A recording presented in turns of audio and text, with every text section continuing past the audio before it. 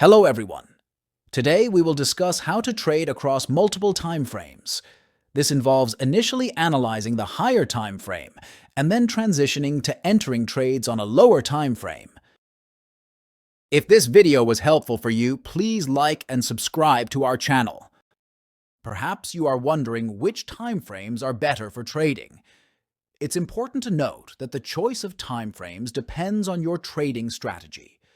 For swing or shorter-term swing traders, it is recommended to analyze weekly or daily time frames and enter trades on lower time frames like the 4-hour or 1-hour charts. If you are a daily trader, you can follow the action according to the table. Multi-timeframe trading can be one of the best methods for scalping, and we hope to cover it in future videos.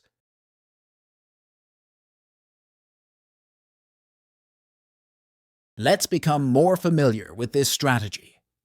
Here we have an upward trend on the 1-hour time frame, where the price, upon reaching a significant supply zone, has formed a change of character. When we talk about a significant supply zone, we are referring to reaching the price area from the previous day that has influenced a change in the price trend.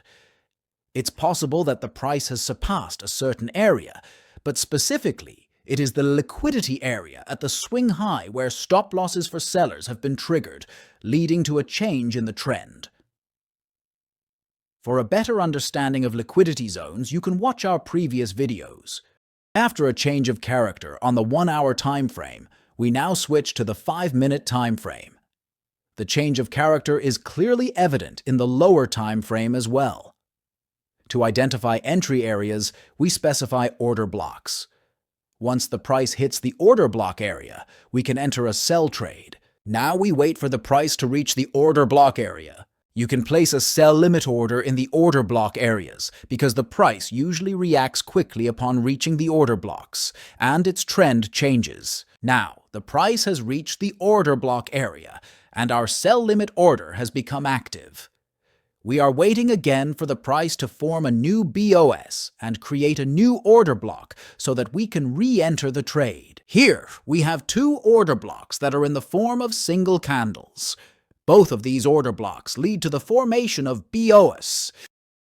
The price indicates a reaction upon reaching the order block and quickly begins to decline. The stop loss of order becomes active upon the price's return, and it is then confronted with a loss. But with the encounter of the upper candle, there is an opportunity to re-enter the trade. Now, with the sell order activated, we are waiting to see which direction the price will move. We observe another break of structure formation. Therefore, we identify the last bullish candle before the onset of a strong downward trend as an order block. We then wait for the price to revisit that area before entering the trade.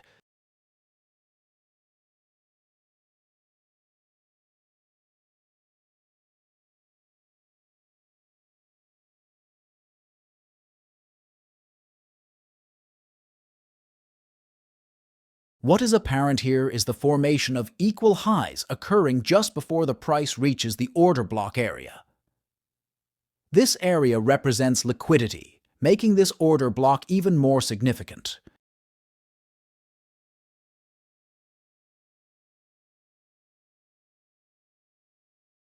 One important point to always consider when entering a trade is to set your stop loss slightly above the order block area, and also to consider the spread when determining the stop loss.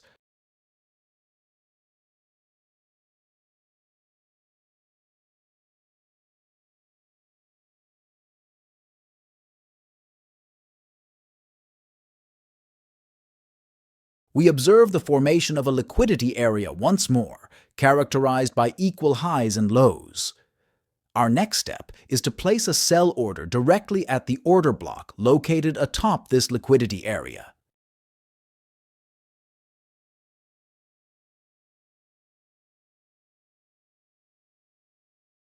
However, despite all confirmations, the price changes direction before reaching the order block area and starts to decline.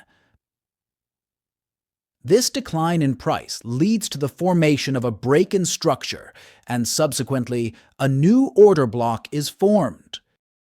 You should always be aware that despite thorough analysis and examination, the price may move contrary to your predictions. However, it's essential to know that there's always an opportunity to enter a trade, and you must manage your capital properly, never entering a trade based solely on chance. As you can see on the chart, another trade experienced a break in the order block area. After briefly surpassing the desired area, the price resumed its bearish trend.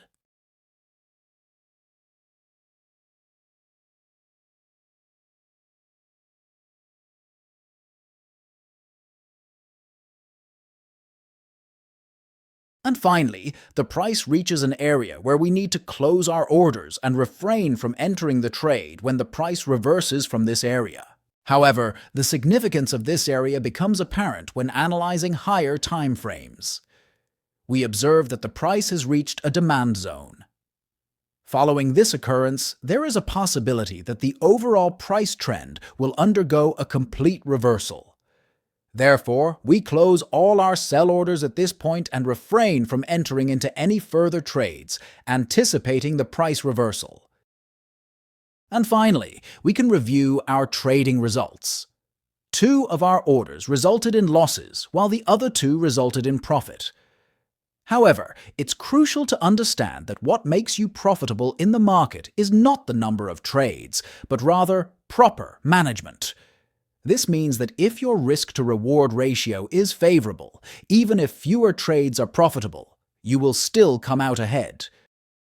Thank you very much for watching our video. I hope it has been helpful to you.